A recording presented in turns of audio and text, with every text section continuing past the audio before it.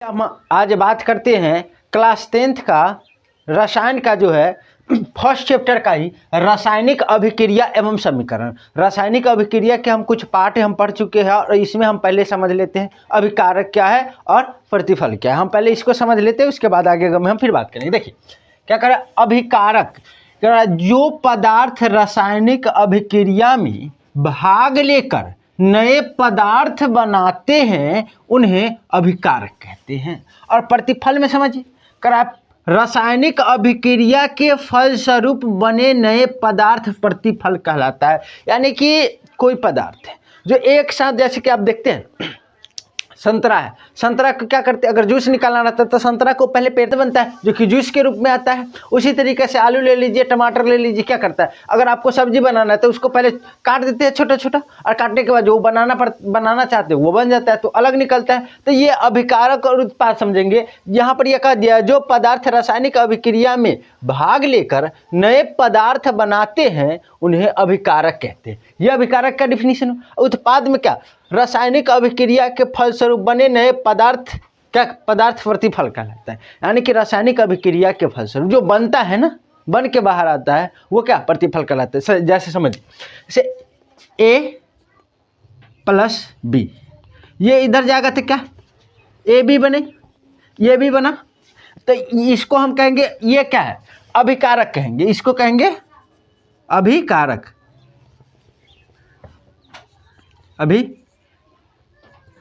अभिकारक। और इसको कहेंगे उत्पाद, उत्पाद या दूसरा नाम प्रतिफल भी कहते हैं। प्रतिफल, प्रतिफल, उत्पाद और प्रतिफल ये दो नाम से जानते हैं। इसी में अगर हम बात करेंगे तो ए बी, तो इधर टूट के क्या आएगा, ए प्लस बी आएगा, ए प्लस बी आएगा। तो ये दो तरीका से हो जाते।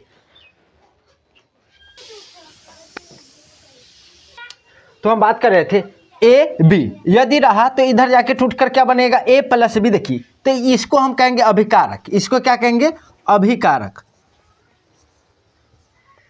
अभिकारक कहेंगे। और ये जो बन पाएगा ये जो कहलाएगा प्रतिफल, प्रतिफल कह ले या उत्पाद कह ले, उत्पाद ये बनता है। हम इसका उदाहरण समझते हैं, आप लिख लीजिए जल्दी से थोड़ा।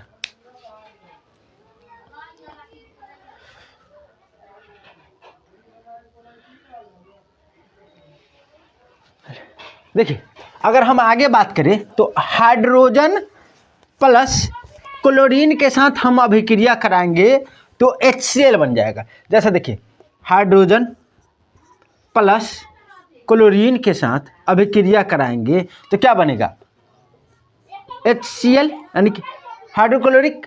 तो इसमें क्या, अब समीकरण देखिए ये संतुलित नहीं, हमको संतुलित करना है। देखिए हाइड्रोजन, यहाँ दूगो हाइड्रोजन, यहाँ पर भी दूगो क्लोरीन है। अब हमको संतुलित करना है, हाइड्रोजन भी दो पुर जाए और क्लोरीन भी दो पुर जाए, तो क्या करें, यानी कि यहाँ पर यह रख देंगे, यहाँ पर यह रखेंगे तो दोनों के हो जाए। यानी कि यहाँ पर हाइड्रोजन भी दो और क्लोरीन भी दो, दोनों के दोनों पूरा है बराबर बराबर बराबर।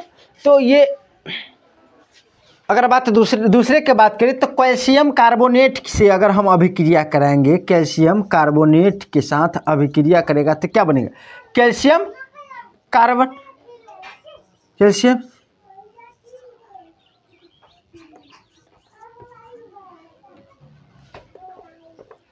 देखिए कैल्शियम कार्बोनेट के साथ यदि हम अभिक्रिया करा दे तो क्या बनेगा, calcium oxide plus carbon, calcium oxide plus carbon, ये बन पाएगा। उसके बाद अगर हम बात करें तो सोडियम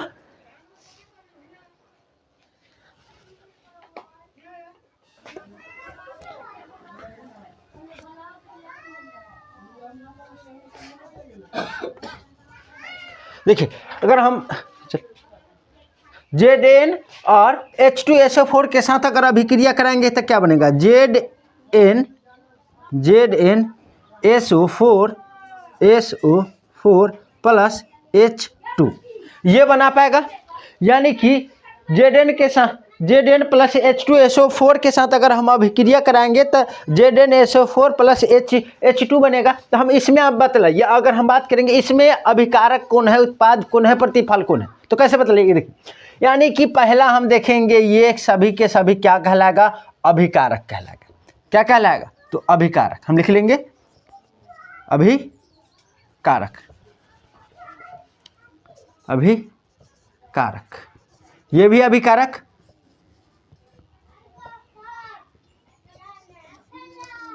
अभिकारक, और ये भी क्या, अभिकारक कहलाएगा। और इधर वाला सभी के सभी क्या कहलाएगा, तो उत्पाद कहलाएगा। ये सभी के सभी उत्पाद कहलाएगा, उत्पाद कहे या प्रतिफल कहे, प्रतिफल कहे, इसको भी वही कहेंगे, उत्पाद या प्रतिफल कहे, उत्पाद या प्रतिफल कहे। ये जो है पूरा के पूरा आप समझ में आया होगा जो अभिकारक क्या है, उत्पाद क्या है या प्रतिफल क्या है, ये आपको बेसिक ओवरऑल समझ में आ गया होगा बेहतर से। रासायनिक अभिक्रिया की विशेषता के प्रकार, जो कि रासायनिक अभिक्रिया की विशेषता देख लीजिए 5 गो है। रासायनिक अभिक्रिया की विशेषता दे चुके हैं, इसका प्रकार समझ लीजिए। पहला प्रकार क्या है, गैस की उत्पत्ति, यानी कि जैसा ही रासायनिक अभिक्रिया होगा तो पहला क्या, गैस की उत्पत्ति होगा। उसके बाद अवक्षेप का बनना, अवक्षेप का बनना, उसके बाद रंग परिवर्तन, उसके बाद क्या बनेगा, ताप में परिवर्तन और अवस्था में परिवर्तन हो जाता है। ये सभी की सभी रासायनिक अभिक्रिया की विशेषता है। तो अगर बात करें हम गैस की उत्पत्ति में बात करें तो देखिए, पहला गैस की उत्पत्ति में, गैस की उत्पत्ति में हम पहला समझ लेते हैं। तो कह रहा है कुछ रासायनिक अभिक्रियाएं ऐसे हैं जिनमें कोई गैस उत्पन्न होते हैं, यानी कि कुछ रासायनिक अभिक्रिया ऐसे भी है जो रिएक्शन करने के बाद उनसे गैस निकलती है, कुछ जैसे कि देखिए Zn प्लस HCl, यानी कि हाइड्रोक्लोरिक अम्ल के साथ अगर अभिक्रिया कराया जाएगा तो क्या बनेगा, यह बनेगा ZnCl प्लस H2, यानी ZnCl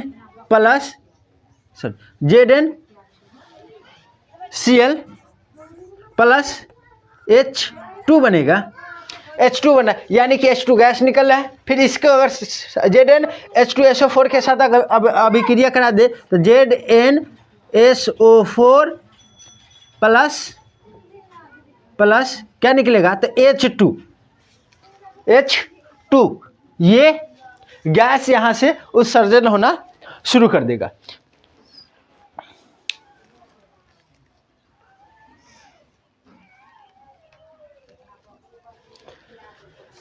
तो ये गैस अब यहाँ पर यह देख लीजिए, संतुलित कर लीजिए। क्लोरीन यहाँ 2 गो है, यहाँ 2 गो कर दीजिए, हो गया। देखिए जिंक यहाँ 1 ठो है, सल्फाइड देखिए जितना कितना हाइड्रोजन देखो, यानी कि यहाँ हमको देखकर आप डिसाइड करना है, मिलाना है। मिलाना क्या है, देखिए Zn क्या है, 1 ठो है तो Zn सिंगल में है। अब देखिए क्लोरीन यहाँ क्या 2 ठो है, हाइड्रोजन भी 2 ठो है, तो यहाँ क्लोरीन कितना होना चाहिए, 2 ठो, तो 2 ठो हो गया। अब हाइड्रोजन देखो 2 ठो, तो यानी कि H2 लगा दिए तो 2 ठो हाइड्रोजन भी हो गया। यहाँ पर फिर देख लीजिए Zn प्लस H2SO4 के साथ अभिक्रिया कर रहा है, तो ZnSO4, तो ZnSO4 है, एक Zn है तो यहाँ पर भी एक ZnSO4 है ही, और H2 तो यानी हाइड्रोजन 2 गो है तो यहाँ H2 हो गया। तो ये अभिक्रिया कर, अब यहाँ देख लीजिए Na2CO3 प्लस 2HCl के साथ अगर अभिक्रिया हो रहा है तो क्या कर रहा है, Na2Cl plus H2O plus CO2 gas मुक्त हो रहा है। यानी कि यहाँ पर भी देख सकते हैं, यहाँ पर भी क्या निकल रहा है, तो गैस निकल रहा है, यहाँ पर भी गैस निकल रहा है, यहाँ पर भी गैस निकल रहा है, यानी कि गैस के उत्पादन हो रहा है, उत्पन्न, यहाँ से भी गैस उत्पन्न हो रहा है, निकल रहा है गैस। अब इसमें आप बतलाइए कमेंट करके, जो इसमें अभिकारक कौन है और उत्पाद प्रतिफल कौन है, आपको हम पढ़ा चुके हैं, आप कमेंट करके बतलाइए। अगला हम बढ़ते हैं अवक्षेप का बनना। अवक्षेप का बनने में हम देख लेते हैं क्या क्या घटना होती है। तो बात करते हैं रासायनिक अभिक्रिया की विशेषता के दूसरा पॉइंट में, जो कि हम पहला पढ़ चुके हैं। दूसरा पॉइंट क्या है, अवस्था में परिवर्तन। अवक्षेप का बनना देखिए, अवक्षेप का बनना। अवक्षेप का बनना कैसे हो रहा है? अवक्षेप एक ठोस पदार्थ है, यानी कि अवक्षेप क्या कर रहा है? यह एक ठोस पदार्थ है जो रासायनिक अभिक्रिया के फलस्वरूप विलयन यानी कि मिश्रण में पृथक हो जाता है, यानी कि मिश्रण से पृथक हो जाता है, मिश्रण से पृथक हो जाता है। उदाहरण के लिए समझिए, यानी कि सोडियम क्लोराइड की अगर हम बात सोडियम क्लोराइड के साथ जोड़ के क्या कर दे, सिल्वर नाइट्रेट की अगर अभिक्रिया करा देंगे तो क्या बनेगा? यानी कि सोडियम क्लोराइड के साथ अगर अभिक्रिया कराएंगे क्या करता है? सिल्वर नाइट्रेट के साथ क्या बनेगा? Silver sodium Na sodium plus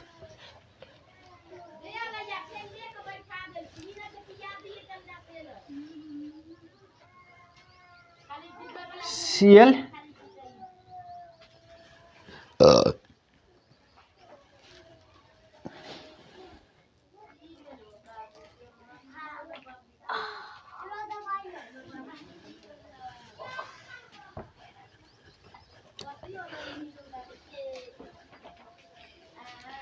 जब ये सोडियम क्लोराइड और सिल्वर नाइट्रेट के साथ अभिक्रिया कर रहा है तो सिल्वर क्लोराइड और सोडियम क्लोराइड बना रहा है। जब ये बनता है तो इसमें अवक्षेप जो बनेगा इसका दही जैसा, यानी कि इसका जो अवक्षेप बनेगा क्या?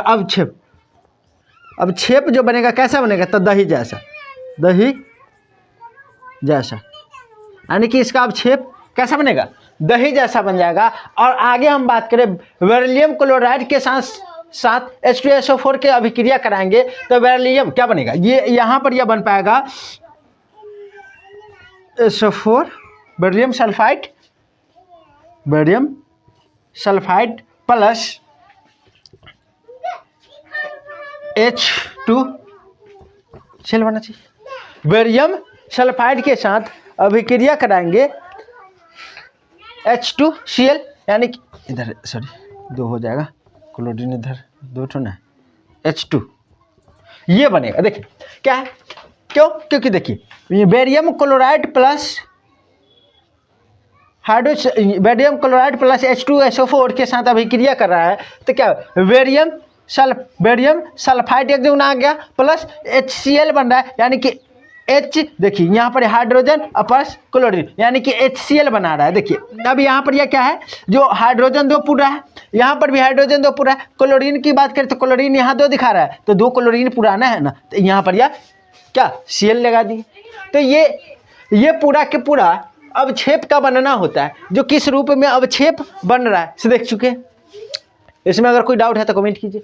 उसके बाद हम बात करें रंग परिवर्तन क्या कर रहा है, कुछ रासायनिक अभिक्रिया में पदार्थ के रंग में परिवर्तन हो जाता है, यानी कि कुछ रासायनिक अभिक्रिया होते हैं उनका रंग में ही परिवर्तन, रंग बदलाव कर देता है। जैसे कि देखिए यहाँ पर यह क्या है, यानी पोटेशियम परमैंगनेट यानी कि KMnO4 के यानी कि पोटेशियम परमैंगनेट के विलयन में अगर हम बात करें, पोटेशियम परमैंगनेट में अगर नींबू का रस अगर उसमें ना डालेंगे ना तो वो पोटेशियम परमैंगनेट रहता है बैगनी रंग का, वो बैगनी रंग का रहता है, लेकिन उसमें नींबू का रस अगर गाड़िएगा तो उसका रंग बदल जाएगा। कैसा बन जाएगा तब, यानी कि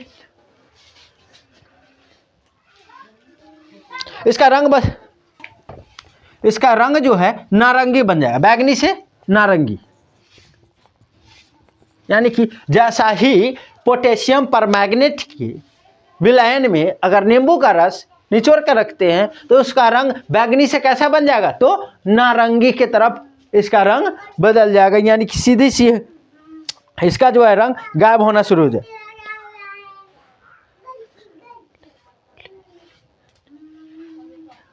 यानी कि बैगनी रंग सीधा गायब, नारंगी थोड़ी होगा, बैगनी रंग गायब ही हो जाएगा। सॉरी, जो बैगनी रंग दिखाई देगा ना से नहीं दिखाई देगा, खत्म होगा, गायब। जैसा ही नींबू का रस डालिएगा। तो हम आगे अगर देखते हैं इसका ही रासायनिक अभिक्रिया की विशेषता के चौथा पॉइंट देख लेते हैं। चलिए हम आगे बात करते हैं। इसी का चौथा पॉइंट है जो कि ताप में परिवर्तन। ताप में परिवर्तन देखिए, अब छेप का बनना के ये कुछ रह गया था तो इसको न लिखे थे, लिख सकते। ये जो प्रक्रिया अब के अपचयन का कार्य करता है, ये प्रक्रिया हम जो अब छेप में पढ़ रहे हैं ये अपचयन का कार्य करता है। अब देख सकते हैं। अब हम ताप में परिवर्तन बात करें, कुछ रासायनिक अभिक्रिया के फलस्वरूप ताप में परिवर्तन होता है। देखिए कुछ रासायनिक अभिक्रिया के फलस्वरूप ताप में परिवर्तन होता है। जैसे देखिए AgCaO प्लस H2O, यानी कि इसको कहते हैं क्विकलाइन या कली चूना कहते हैं। इसी को कहते हैं कली चूना, इसको कहेंगे हम कली चूना। कली चूना इसको कहेंगे हम क्या? कली चूना। CaO3 को हम कली चूना भी कहते हैं। तो दूसरे अगर हम बात करें तो ये जो काम करता है CaO प्लस H2O के साथ अभिक्रिया करता है, तो Ca प्लस OH का होल ट्वाइस, और ये जब बन के इधर जाता है उत्पाद बनता है, तो ये कौन सी अभिक्रिया कहलाता है? तो उष्मा छेपी अभिक्रिया कहलाता है। देख सकते हैं, लिख चुके उष्मा छेपी अभिक्रिया। उसके बाद क्या है? Ba प्लस BaOH का होल ट्वाइस और 2NH4Cl से अभिक्रिया करा रहे हैं, तो क्या है? Barium chloride plus 2HN3 plus 2H2O निकल रहा है, तो ये उष्मा छेपी अभिक्रिया कहलाता है। ये कौन सी अभिक्रिया कहलाता है? तो उष्मा छेपी। आपको पूछ सकता है, ये ऐसा इतना दे देगा और पूछ लेगा जे यह कौन सी अभिक्रिया है, तो आपको बतलाना पड़ेगा। नहीं तो ये दे देगा, कहेगा कली चूना के या क्विकलाइन का सूत्र क्या होता है? तो CaO कली चूना या क्विकलाइन का होता है। आगे हम बात करें तो CH4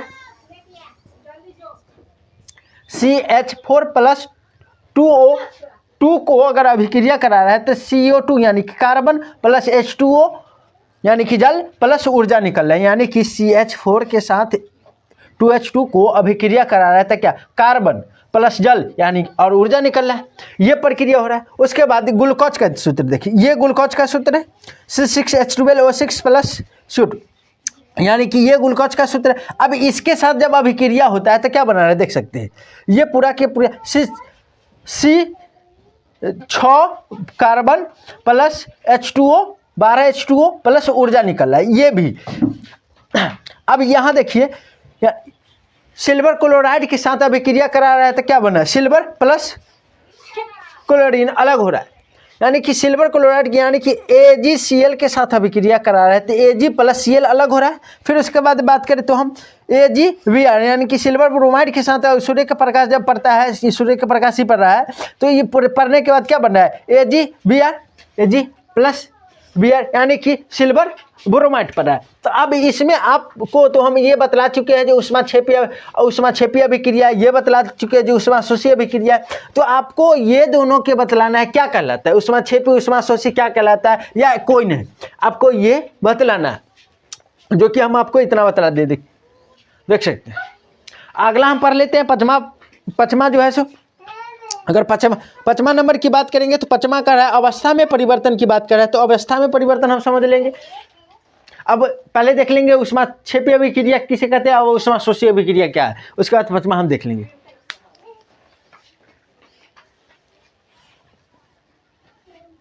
तो आगे लिख लेते हैं उष्मा शोषी और उष्मा छेपी अभिक्रिया के बारे में बात कर ले। देखिए उष्मा छेपी अभिक्रिया किसे कहते हैं समझिए।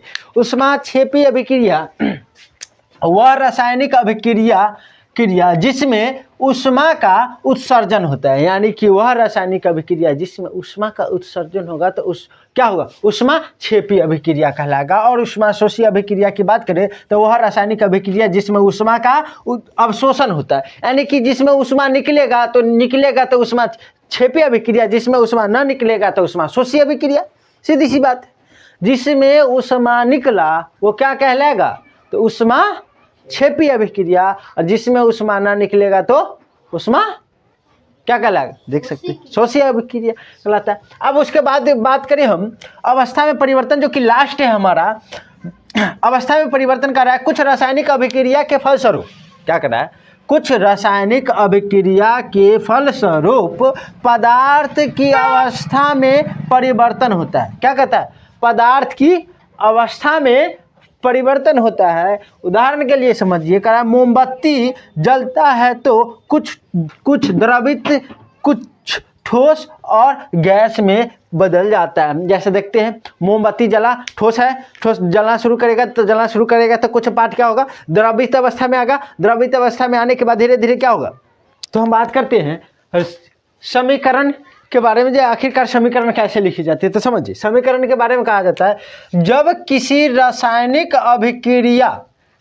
अभिक्रिया संकेत अथवा सूत्रों के माध्यम से व्यक्त किया जाता है तो इसे रासायनिक समीकरण कहते हैं। देखिए रासायनिक समीकरण देखिए, अगर पूछ ले रासायनिक समीकरण क्या है तो कह सकते हैं जब किसी रासायनिक अभिक्रिया संकेतों अथवा सूत्रों के माध्यम से व्यक्त किया जाता है तो इसे रासायनिक समीकरण कहा जाता है। जैसे देखिए H2 + Cl2 बराबर HCl होता है। समीकरण जब संतुलित कीजिएगा तब हो जाता है 2HCl हो जाता है। अब क्यों होता है, क्योंकि हम पीछे बतला चुके हैं। अब आगे देखिए समीकरण रासायनिक समीकरण लिखने का नियम क्या होता है। जो रासायनिक समीकरण कैसे लिखे, इसके लिखने का एक नियम होता है जो कि बनाना पड़ता है। देखिए कर रहा है रासायनिक समीकरण लिखने का नियम, पहला कर रहा है अभिक्रिया के अभिकारकों को, यानी कि अभिक्रिया के अभिकारकों को संकेत या अनुसूत्रों के समीकरण के बाईं ओर लिखा जाता है। यानी कि अभिक्रिया के अभिकारकों के संकेत या अनुसूत्रों के बाईं ओर लिखा जाता है। यानी कि जो होता है इसके बाईं ओर लिखा जाता है, दाईं ओर नहीं। उसके बाद आगे देखिए अभिकारक के सूत्रों के बीच प्लस यानी कि धन आवेशित चिन्ह होते हैं। यानी कि जैसे अभिकारक और उत्पाद बतलाएं तो अभिकारक के बीच में होता है धन आवेशित, यानी कि प्लस का चिन्ह होता है। उसके बाद देखिए आगे हम बात करें तो कह रहा है अभिकारकों के, तीसरा नंबर अभिकारकों के प्रतिफलों को उनके संकेत या अनुसूत्रों के पदों में समीकरण के दाईं ओर लिखा जाता है। देखिए अब ये तीसरा है, सो कह रहा है अभिकारकों के प्रतिफलों को उनके संकेत या अनुसूत्रों के पदों में समीकरण के दाईं ओर लिखा जाता है। और चौथा कह रहा है प्रतिफलों के सूत्रों के मध्य यानी कि धन चिन्ह दिया जाता है, प्लस चिन्ह दिया जाता है। उसके बाद है अभिकारक और प्रतिफल को एक तीर द्वारा अलग अलग प्रदर्शित किया जाता है। फिर चिन्ह यह दिखाता है कि अभिकारक किस दिशा में है और उत्पाद किस दिशा में। जैसे कि देखिए A + B, और ये देख लीजिए AB कर दिए तो ये क्या दिखा रहा है, यानी कि ये दिखा रहा है जो तीर का चेंज जा रहा है इसके पीछे जो है ये अभिकारक है और ये जो है उत्पाद कहे या प्रतिफल ये है। तो ये दिखाता है। तो ये पूरा के पूरा समीकरण लिखने का नियम जो है सो लिख चुके हैं। आप देख सकते हैं। अगर आपको वीडियो अच्छा लग रहा है तो लाइक शेयर सब्सक्राइब जरूर करें। धन्यवाद।